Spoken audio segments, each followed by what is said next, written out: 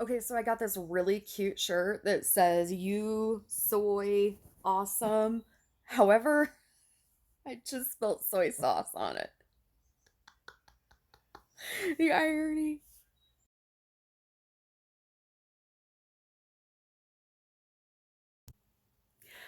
Hi everybody, welcome back to my channel. Thank you so much for clicking on this video today. If this is your first time here, welcome. Please think about sticking around, liking, commenting, and subscribing. There's a lot of you out there who are watching but are not subscribed, so just hit that subscribe button. Pay attention to the next video coming up because I will be telling you guys in some detail about how you can be one of 18 people winning a prize for being a subscriber.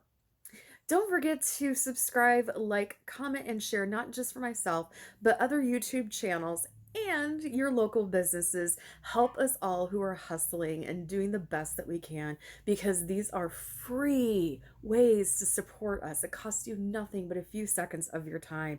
So please subscribe, please like, please write me a comment. Let me know how you like my earrings. Let me know, whatever you want to know. But yeah, today I'm going to be introducing the first in a series of highlighted things I'm going to be doing for Pride Month. Club Kids, but specifically the story of Disco Bloodbath.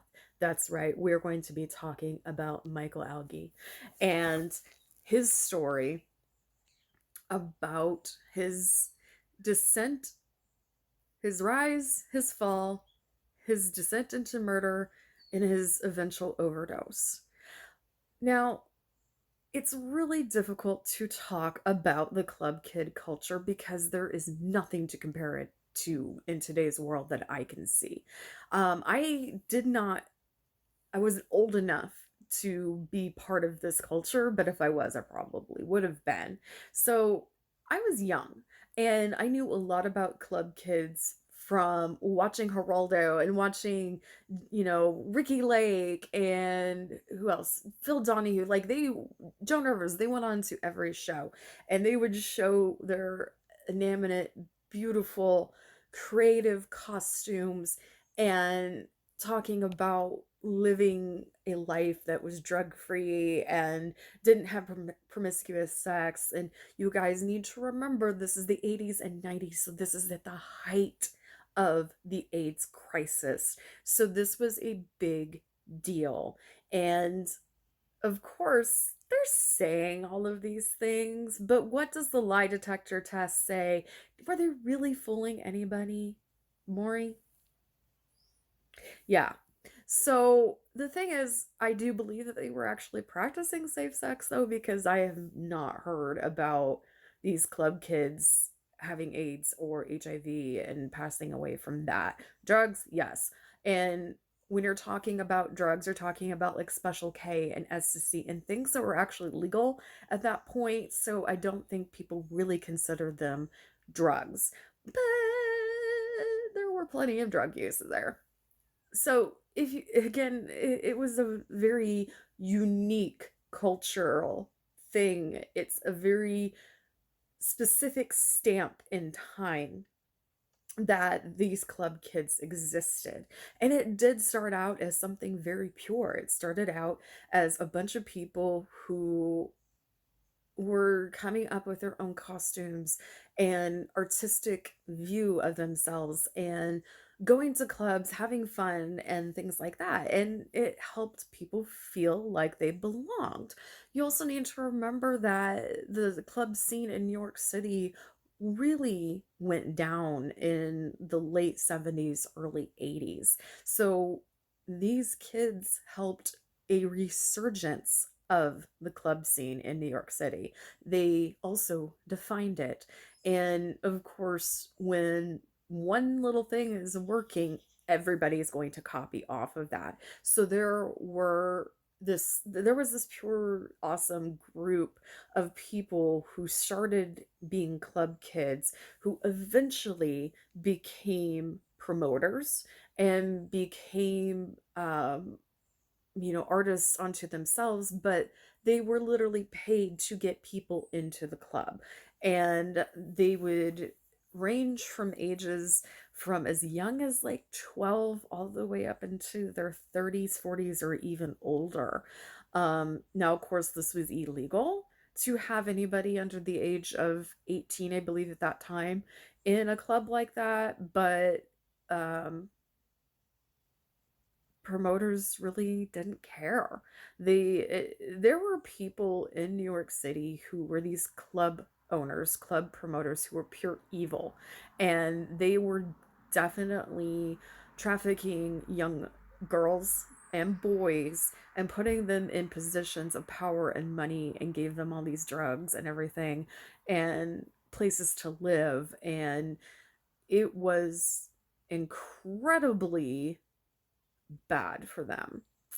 But other people completely excelled. So when you guys think about club kids, I don't know who you think about, but I think about, Michael. I think about James St. James. I think about Richie Rich and RuPaul and Genitalia and Michael Morso and I don't know who else. But, these are the kind of people that I grew up with. I think I said James St. James because James St. James, this is his story. He's the one that wrote Disco Bloodbath, and Party Monster is the movie based off of this movie, or this book. So if you guys haven't seen this movie, I recommend it. It's still one of my favorite movies. So Michael was born in South Bend, Indiana in 1961 on April 4th and passed away at the age of 54 in December 2004. Um, he was a very bullied child. He was openly gay and he was really beat up, treated terribly. So, of course, as quick as he could, he got out of Indiana and went to New York City. He originally was going to fashion school. I think it was the Fashion Technological Institute or something like that, but eventually dropped out. But he was living in New York City with his boyfriend at the time, whose name was Keith. And Keith was the one who introduced Michael to club life in New York City. And that was it. Like, Murder She Wrote, that was it. And Michael completely fell in love with this club life, and he and James St. James became very good friends, if not best friends, and were two of the biggest club promoters out there. They were also very happy to go on talk shows and, talk about their lives and show the reality of the pureness of what it was supposed to be, but also was really showing, unfortunately, the grim side. Of course, there was a lot of sex, drugs, and rock and roll during this time, and Michael was no stranger to drugs. In fact, I don't think there was a time in his life when he was clean, even when he was out of South Bend, Indiana. I don't think there was a time in his life that he was clean. Even in jail, he would constantly come up with being on something for his random drug tests. So he did say he was sober. I believe that there were small parts in his life, but apparently he died of a heroin overdose um, before Christmas in 2004. Um, Michael supposedly had a historic personality disorder that was undisclosed. Whatever that means, I don't know, but it definitely tells me that he had some instability issues. And according to his doctors that had treated him throughout his life, he had one of the worst cases that they had ever seen.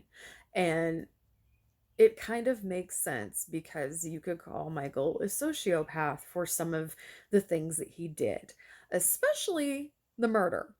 So on March 17th, uh, Michael and his roommate Freeze were at their house. Andre Angel Melendez was at Michael and Freeze's home, and he was demanding money for drugs. And Michael owed Angel a lot. of money, a lot of money. And the thing is, nobody really knows what happened because everybody was tripping balls.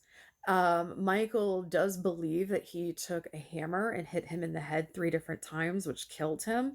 And of course, they just sit down and get high after the guy is dead. Um, Michael and Freeze end up putting Angel into a bathtub and filled it with ice because they didn't know what to do with the body.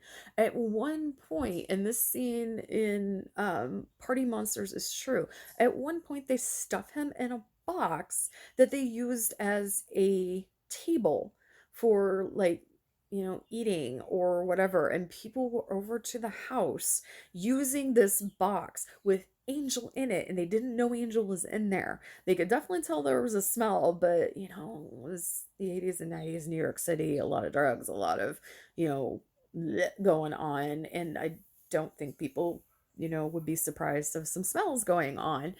But they were eating lunch or dinner on a box that literally had Angel's body in it. Eventually, Michael and Freeze, trigger warning, they dismembered the body of Angel and threw his body into the Hudson River. The following days, Michael would brag to everybody and anybody who would listen that he killed Angel. And of course, nobody believed him. They thought it was him just trying to gain some clout or him trying to, cause drama, because at this point, Angel had been missing, but it wasn't unusual. But as days went by and people started to realize something was wrong and body parts were coming up in the Hudson, they finally put two and two together and finally realized that Michael had been telling the truth. This is pretty much the thing that killed the club kids. This was the moment it died. And Michael was the one who took the hammer and beat it to death. So he pled guilty to first-degree manslaughter and ended up spending approximately, it was either 14 or 17 years in prison. He was moved around a lot. He didn't get out until like in 2004. And his life in prison was pretty destructive. He, like I said, was on drugs the entire time, and he didn't feel any remorse of the things that he had done with Angel, which is incredible. Um, I watched when Michael got released, and James St. James was one of the first people there. And there was a small documentary, and I don't remember what it was called, but I watched it, about Michael coming back into the world and how strange it was. Because when he went into jail, internet wasn't a thing, cell phones weren't a thing. Um, life was completely different. And I really saw that he was having a hard time adjusting to the new world. But once he figured out how things worked, it was so much easier for him, unfortunately, to fall back into bad habits and to, kind of do some rough things. Now, supposedly he overdosed of heroin the last day he was alive, but who knows? Um, I don't know what mindset anybody has to be in order to murder someone and then put him in a box, or put him in the bathtub, then put him in the box, and then put him in a Hudson River with trash bags. And while they said they were high the whole time, they still had to go through and do this. And again, he never had any remorse for it. So I have so many questions, and I would like to know if Michael killed Angel on purpose. And he did. This is the Wheel of Fortune. This is a definite thought and conclusion. So he completely meant to do that. I believe if Michael was completely sober and still owed the money, he probably would have gone through and killed Andre. Um, I think, yeah, it changed his world. And I think this was a sick way for him to get out of the world that he was in. But at the same time, he was completely lost. He was floating. He didn't know where the hell he was. Um, I Michael's mother had a very unusual relationship with her son, and some people would call it very inappropriate because she had no boundaries as far as like she would do drugs with her son, and she definitely supported a lot of his life, which there's a difference between having a supportive parent and one that is self-destructing with you. And I want to know, did Michael's mother know about this? Um, yes. Not at first. I believe he told her later because this is almost a religious implication here. This is almost to me like a mother who felt like she could make things better. I don't know what steps that she took, but she saw no wrong in Michael. Michael never did anything wrong. Michael was her baby. Michael was her golden child. And yes, they had other kids, but Michael was her golden child. And she could not see him for what he was, even though he was a murderer. And she knew that he did it, but since he was so important to her and she leaned on him so much, that this wasn't something that affected her in a negative way outside of what would happen to her. Um, was there a fight that started this whole thing, or was this just a rumor? Okay, there's no answer there because they were all effed up bad, all of them. So I think this is a drug induced haze that I'm seeing here. And this card actually means victory and abundance. So I think in some convoluted way, Michael believed that he was victorious in this situation and everything was going to be okay after this. And it's almost like he sent Angel home. It really is a very convoluted, very messed up view. And when I say it's all messed up, like I can see things like it's all muddled together. There's no reality here. Um, while he was in jail, was Michael ever sober? He tried. He tried to be mature and noble, but he really didn't have a view on the earth that was like anybody else's. And that's everybody has a unique view of the world, but his was spectacular and in both good and bad. And he didn't live on a plane of existence that believed in remorse or believed in being sorrowful. He didn't believe in heaven or hell, which is fine, but it's his ego that he believed in, and he's still floating around.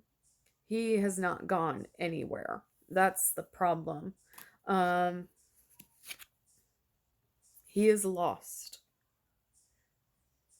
Um, this is really sad, and I've thought this for a while. I've felt it. I feel like Michael is wandering. This isn't like a purgatory thing. This isn't heaven or hell. He's still earthbound. And he is holding on so tight because this is the only plane of existence that he knows. But he also, there's a part of him that doesn't want to face the things that he's done. And that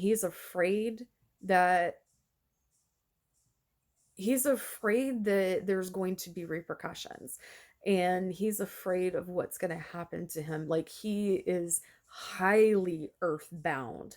I bet you there are people who think they have seen him. They've seen him at his old apartments. They have seen him at his hangouts. They've seen him with other people. I bet you there's photos out there that have been more recent that people have taken that they think they see Michael in. And it's because he's there. He has not moved on. Um, there is a female watching over him. This is not his mother, but there is a female on the other side watching over him that I want to say is like a grandmother or a great grandmother that is keeping an eye on him to grab him when it's time. Um, Michael is not looking one way or the other. He is only seeing like about 3 feet in front of his nose. He's not seeing anything else.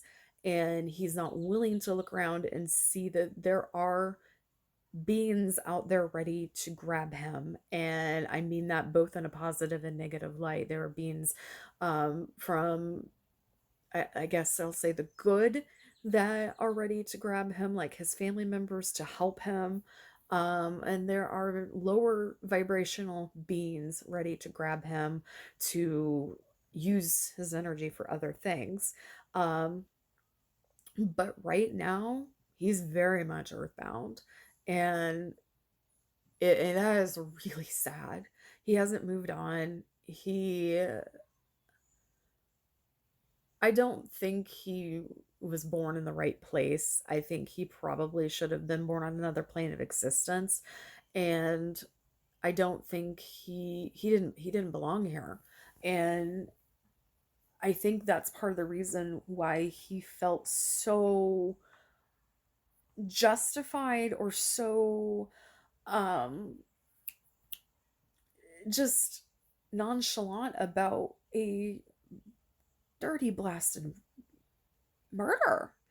And the thing is, I can see him saying he would do it again and again and again and again. It's not like a loop. He would do it over and over and over again.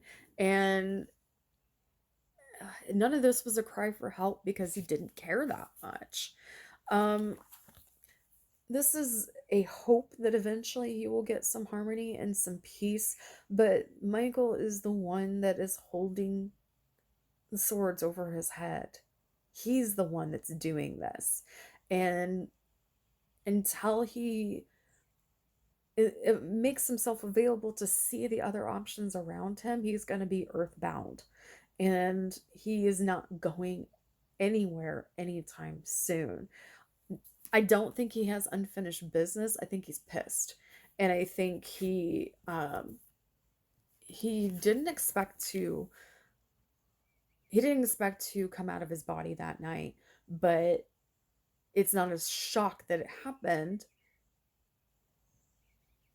He just wants to live. That's the thing. He just wants to live. And he